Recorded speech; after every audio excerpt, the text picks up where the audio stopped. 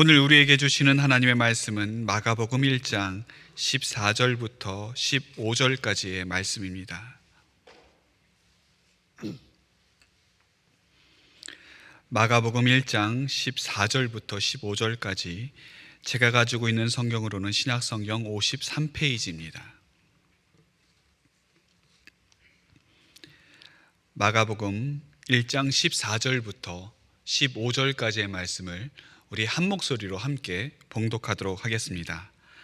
요한이 잡힌 후 예수께서 갈릴리에 오셔서 하나님의 복음을 전파하여 이르시되 때가 찼고 하나님의 나라가 가까웠으니 회개하고 복음을 믿으라 하시더라.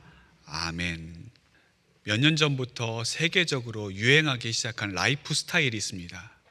그게 뭐냐면 미니멀 라이프라고 하는 것입니다. 우리말로 번역하면 단순함을 추구하는 삶, 이 정도로 번역할 수가 있겠습니다. 그런데 그쪽 분야에서 많은 이들에게 영향을 미치고 있는 분들 중에 에리카 라인이라는 분이 있습니다. 이분이 책을 썼는데 나의 인생에서 중요한 것만 남기기로 했다라고 하는 책을 썼습니다. 근데 그 책에 보면 이 미니멀 라이프를 어떻게 하면 잘 살 수 있을지, 그리고 이 미니멀 라이프를 성공적으로 살기 위해서 반드시 필요한 것은 무엇인지에 대해서 이야기하고 있습니다. 이분이 말하는 미니멀 라이프의 핵심은 이겁니다. 단순한 삶을 살되 분명한 목적이 있는 삶을 살아라. 많은 사람들이 미니멀 라이프라고 한다면 뭘 생각하느냐 하면 그냥 다 갖다 버리는 걸로 생각을 합니다. 집에 있는 가전제품 다 정리하고 가구들도 최소한의 것만 남기고 또 필요하지 않고 안 쓰는 짐들은 다 갖다 버리는 것으로 생각하게 되는데, 이 미니멀 라이프의 핵심은 버리는 게 목적이 아니라 무엇을 위해서 버리는가, 그리고 무엇을 목적으로 살아가는가, 그것을 이야기하고 있습니다. 그냥 목적 없이 단순하게 사는 삶, 목적 없이 필요하지 않는 것들 다 갖다 버리는 삶이 진정한 미니멀 라이프가 아니라 그런 삶은 별 의미가 없다고 저자는 이 책에서 이야기를 합니다.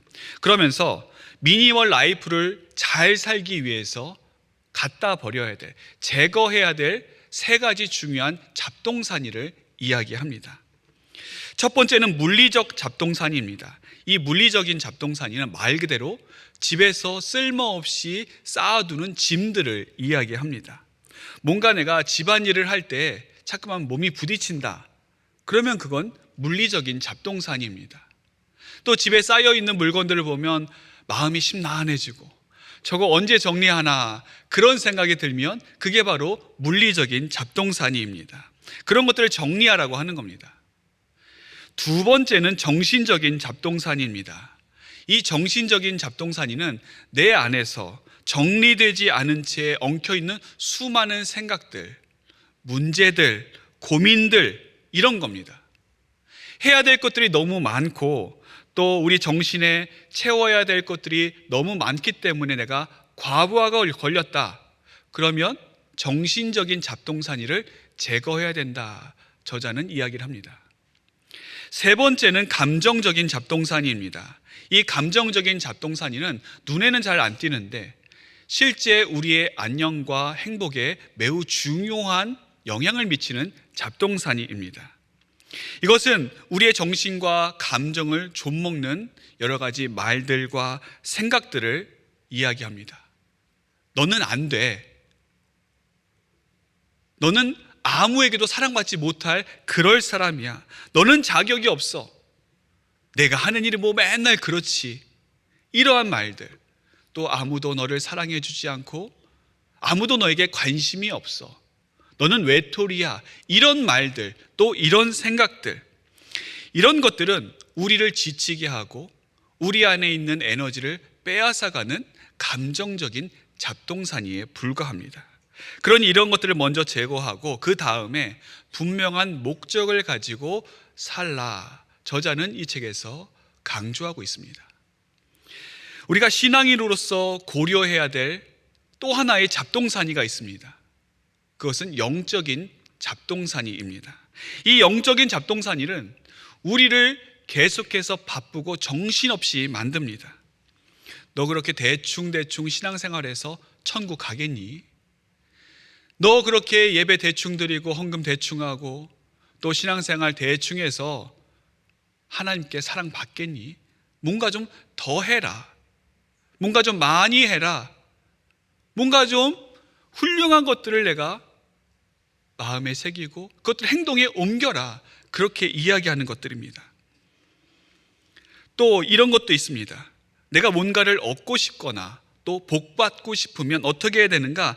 부정적인 생각을 무조건 버리고 긍정적인 생각으로 내 안을 채워라. 의심하지 말고 무조건 믿어라. 내가 기도하는 것, 내가 구하는 것, 또 내가 원하는 것을 받지 못하는 것은 내 믿음이 부족해서, 내가 기도가 부족해서 그런 것이다. 이러한 말들입니다. 이런 이야기를 들으면 여러분 어떻습니까? 아, 진짜 그런가? 아, 진짜 내가 좀 뭔가 부족해서, 내가 하나님께서 원하시는 것의 기준에 도달하지 못해서 하나님이 나의 기도를 들어주시지 않고 또 나에게 복 주시지 않는 것인가? 내가 신앙생활 대충 해서 이렇게 믿음이 부족한 것인가? 그런 생각을 갖게 됩니다. 갈라디아 교회 성도들이 그랬습니다. 그들은 처음에 바울이 전한 복음을 믿고 영접했습니다. 그러나 그 뒤에 살며시 들어온 거짓 교사들이 그것만으로는 안 된다. 복음만으로는 진정한 하나님의 백성이라고 할 수 없고 거기에 뭔가를 더해야 된다. 율법을 더하고 유대인의 규례를 더하고 하나님 보시기에 선한 일들을 더 많이 해야 비로소 하나님께서 원하시는, 하나님께서 기뻐하시는 온전한 하나님의 백성이 될 수 있다. 그렇게 가르쳤습니다. 그리고 그 이야기를 들은 갈라디아 교회 성도들은 그들의 가르침에 금세 넘어가 버리고 말았습니다. 그 소식을 들은 바울은 크게 화를 내면서 갈라디아서 1장 6절과 7절에 이렇게 이야기를 합니다. 그리스도의 은혜로 너희를 부르신 이를 이같이 속히 떠나 다른 복음을 따르는 것을 내가 이상하게 여기노라. 다른 복음은 없나니 다만 어떤 사람들이 너희를 교란하여 그리스도의 복음을 변하게 하려 함이라. 그러나 우리나 혹은 하늘로부터 온 천사라도 우리가 너희에게 전한 복음 외에 다른 복음을 전하면 저주를 받을지어다. 복음은 단순합니다. 복음은 그 자체만으로 완벽하고 완전합니다. 여기에다가 이런저런 잡동사니를 갖다 붙인다고 해서 복음이 더 나아지거나 더 개선되지 않습니다. 만일 그렇게 해서 복음이 더 좋아진다라고 한다면 그건 복음이 아닙니다. 오늘 본문에서 예수님께서는 복음에 대해서 간단하게 말씀하십니다. 복음을 믿으라. 예수님께서 말씀하신 것이 너희가 복음을 완성시켜야 된다, 그렇게 말씀하시지 않으셨습니다. 복음에 대해서 너희가 할 몫이 있다. 하나님께서 너희를 위해서 이렇게 많이 하셨으니까 너희가 최소한의 양심이 있으면 적어도 이 정도는 해야 되지 않겠니? 너희 몫을 너희가 행하고 또 너희가 이 복음이 완전해지기 위해서 뭔가를 좀 더 힘을 보태야 된다. 예수님께서 그렇게 말씀하지 않으셨습니다. 간단하고도 아주 단순하게 말씀하셨습니다. 복음을 믿으라. 사랑하는 성도 여러분, 우리는 복음을 믿고 있습니까? 아니, 복음만을 믿고 복음만을 붙잡고 복음만을 의뢰하고 살아가고 있습니까? 오늘날 우리는 그 어느 때보다도 이 복음의 가치에 대해서 무관심한 시대를 살고 있습니다. 예전 시대에는 복음을 반대하기는 했었습니다. 복음을 대적하고 복음을 괴롭히고 복음을 믿는 사람들에 대해서 아주 큰 반대하는 마음을 가지고 있었는데 요즘 시대는 어떤 시대인가? 복음 자체에 대해서 아무런 관심을 두지 않는 그런 시대입니다. 미국에서 발간되는 크리스티애니티 투데이라고 하는 잡지가 있습니다. 이 기독교 잡지에서는 교회와 성도들에게 아주 큰 영향을 미친 책들을 선정을 해서 올해의 책이라고 발표를 하는데 2020년도 올해의 책으로 발표된 것 중에 레베카 맥클러플린이라고 하는 분이 쓴 기독교가 직면한 12가지 질문이라고 하는 책이 있습니다. 이것은 세상 사람들이 기독교에 대해서 던지는 질문 12가지를 기독교 변증적으로 쓴 책입니다. 여기에 보면 믿지 않는 자들이 던지는 제일 첫 번째 질문이 이겁니다. 요즘 믿지 않는 자들이 던지는 첫 번째 질문은 무엇인가? 우리는 종교 없이도 잘 살고 있다. 그런데 종교가 왜 필요한가 하는 것입니다.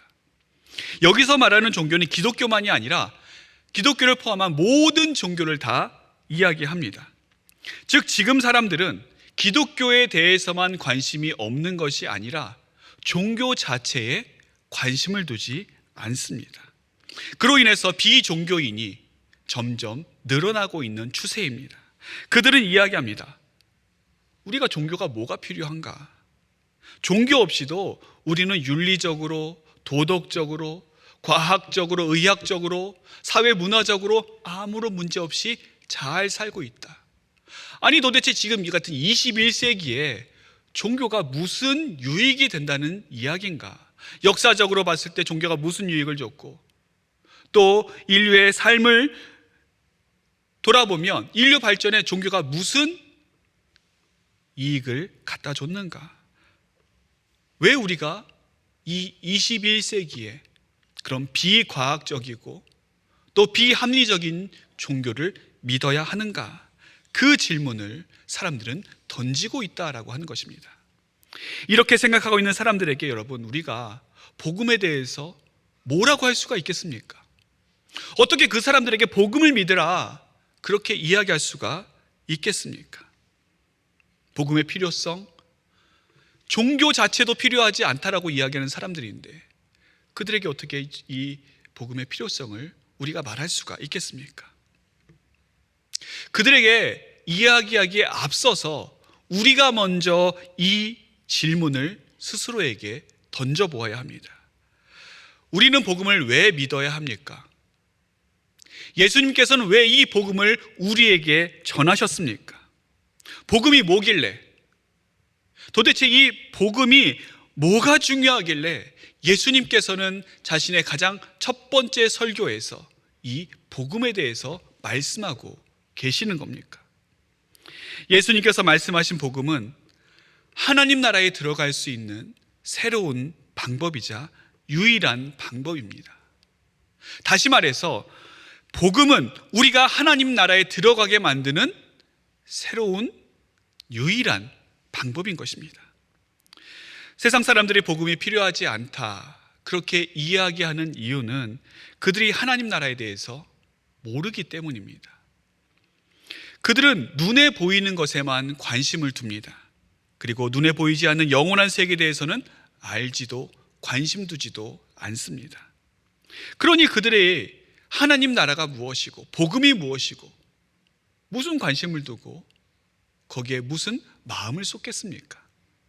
하지만 하나님 나라에 관심 있는 자들은 다릅니다.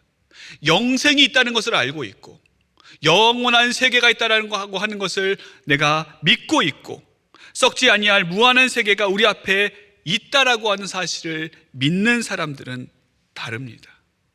눈에 보이지 않는 세계에 대해서 알고 있는 사람들은 다릅니다. 그들에게는 하나님의 나라가 중요합니다. 그럼 왜 복음이 새로운 방법인가? 그전에는 다른 방법이 있었기 때문입니다. 그 다른 방법이 무엇입니까? 율법입니다. 이전에 하나님 나라에 들어갈 수 있는 기준은 율법을 잘 준수하는 것, 성전에서 하나님께 제사를 잘 드리고 하나님께서 정해놓으신 율례와 규례를 잘 지켜 행하면서 선을 쌓는 것, 그것이 하나님 나라에 들어갈 수 있는 기준이었습니다. 하지만 이러한 옛 기준에는 치명적인 단점이 있었습니다. 그것으로는 구원받을 수 있는 사람이, 하나님 나라에 들어갈 수 있는 기준에 부합되는 사람이 아무도 없었다라고 하는 것입니다. 로마서에서 말씀하는 것처럼 모든 사람이 죄를 범하였음에 하나님의 영광에 이르지 못했습니다. 또 의인은 없나니 하나도 없으되, 그 어떤 사람이 율법으로 하나님 나라에 들어갈 수 있는 자격을 얻을 수가 있겠습니까? 분명 하나님께서는 하나님의 백성들에게 이 율법을 주셨는데, 이 율법은 우리로 하여금 구원을 가져다 주는 것이 아니라 우리가 얼마나 큰 죄인인지, 그리고 우리가 이 율법으로 구원받을 수 있는 가능성이 얼마나 없는지를 우리에게 알려주는 용도로 하나님께서 율법을 우리에게 주신 것입니다. 때문에 우리에게는 새로운 방법이 필요했고, 그 새로운 방법은 율법과는 다른 완전하고도 완벽한 방법이어야 했습니다. 이미 한 번 주어진 율법이 불완전한 방법이요, 우리로서는 불가능한 방법이었기 때문에 더 이상은 그런 방법이 아니라 흠결 없는 완전한 그 방법이 우리에게 있어야 됐는데, 그것이 바로 복음입니다. 이를 두고 로마서 3장 21절은 말씀합니다. 이제는 율법 외에 하나님의 한 의가 나타났으니 율법과 선지자들에게 증거를 받은 것이라. 이제는 율법 말고 하나님께서 우리에게 새로운 한 의를 주셨다. 이제는 율법의 시대는 끝났고, 율법을 대신할, 아니 율법이 이루지 못한 것을 대신 이루게 할 새로운 기준이 우리에게 주어지게 되었다. 하나님께서 지금 그걸 말씀하고 있는 겁니다. 그것이 바로 복음이고, 복음으로 말미암아 우리가 얻게 되는 복음의 의인 것입니다.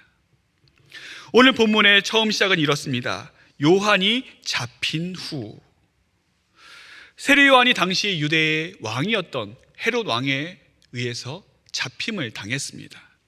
그로 인해서 더 이상 세례 요한이 활동할 수 없게 되었고, 세례 요한의 선포는 더 이상 중지될 수밖에 없었습니다.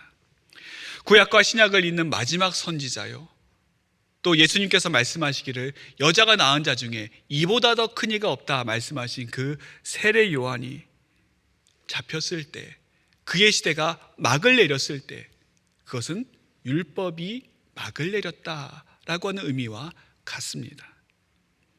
그래서 누가복음 16장 16절에 이렇게 말씀합니다. 율법과 선지자는 요한의 때까지요, 그 후부터는 하나님의 나라의 복음이 전파되어 사람마다 그리로 침입하느니라. 세례 요한이 열심히 사람들에게 하나님의 말씀을 선포했지만 결국 그의 역할은 예수님을 준비하는 역할에 불과했습니다. 세례 요한은 복음이 아니었습니다. 그가 활동했던 때는 복음을 준비하고 복음이 나타나기 전까지만 하나님께서 허락하신 그 시간이었습니다.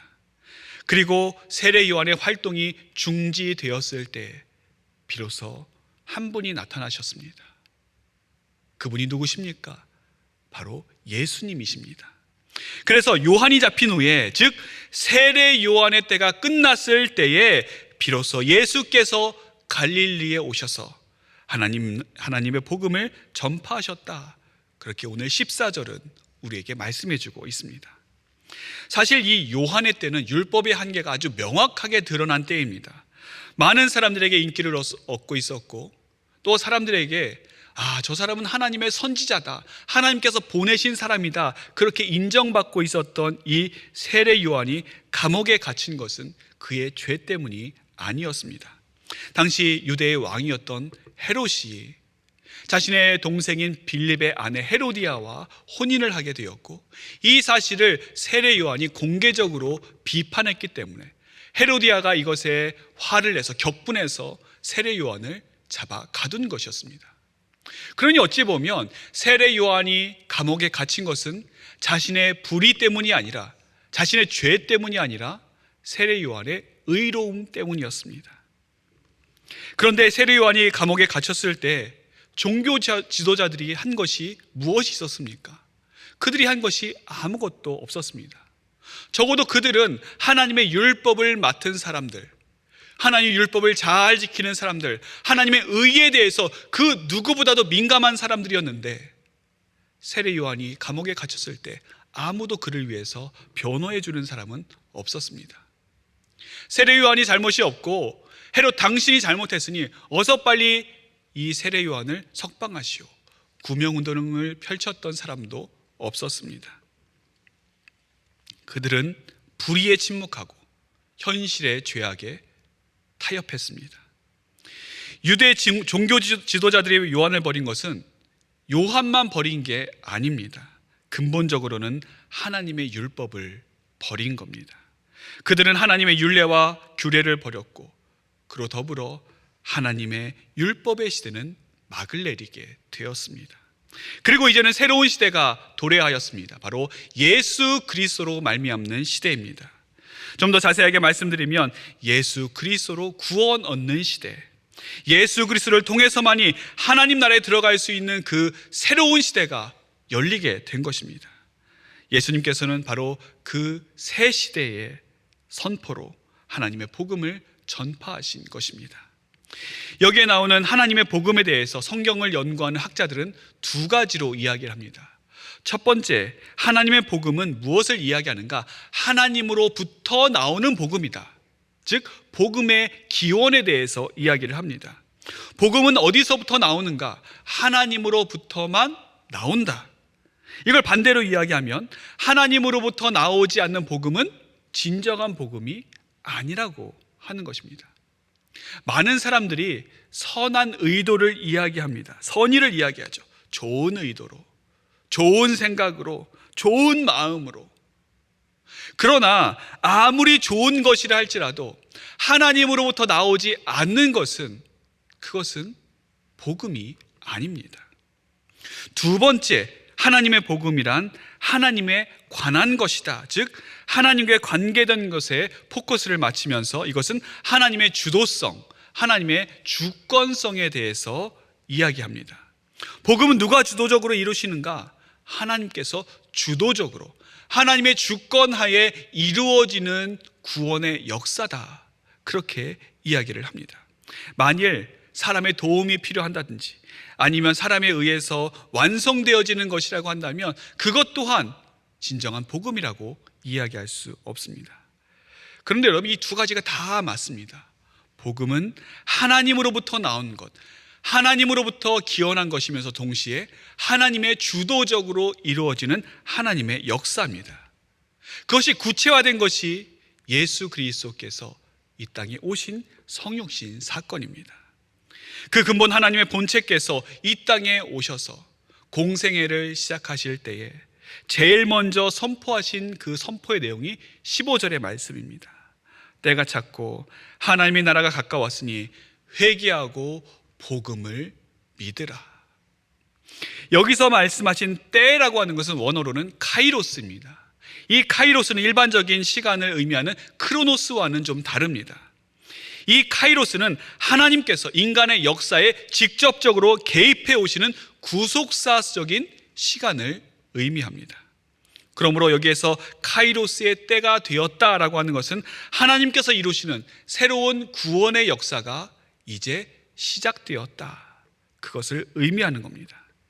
그럼 하나님께서 이루시는 구원은 구체적으로 어떻게 우리에게 경험되어지는가? 바로 하나님의 나라로 구체화가 됩니다. 다시 말해 우리가 구원 이야기를 많이 하는데 도대체 구원이 무엇인가? 병들었다 나으면 그게 구원인가? 돈이 없는데 돈이 많이 생기면 그게 구원인가? 내가 바라는 것, 내가 원하는 것, 내가 소원했던 그것이 이루어지면 그것이 구원인가? 그것이 아니라 하나님 나라에 들어가는 것이 구원이다. 성경은 말씀하고 있습니다. 하나님 나라에 들어가는 것.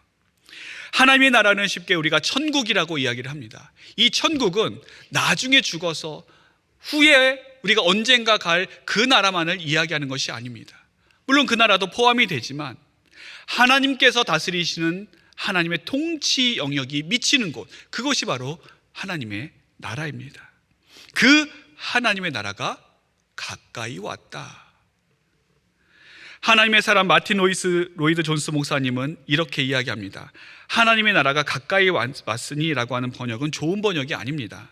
더 좋은 번역은 하나님의 나라가 이미 곁에 왔으니입니다. 그분의 말씀은 하나님의 나라가 앞으로 오리라고 말씀하는 것이 아닙니다.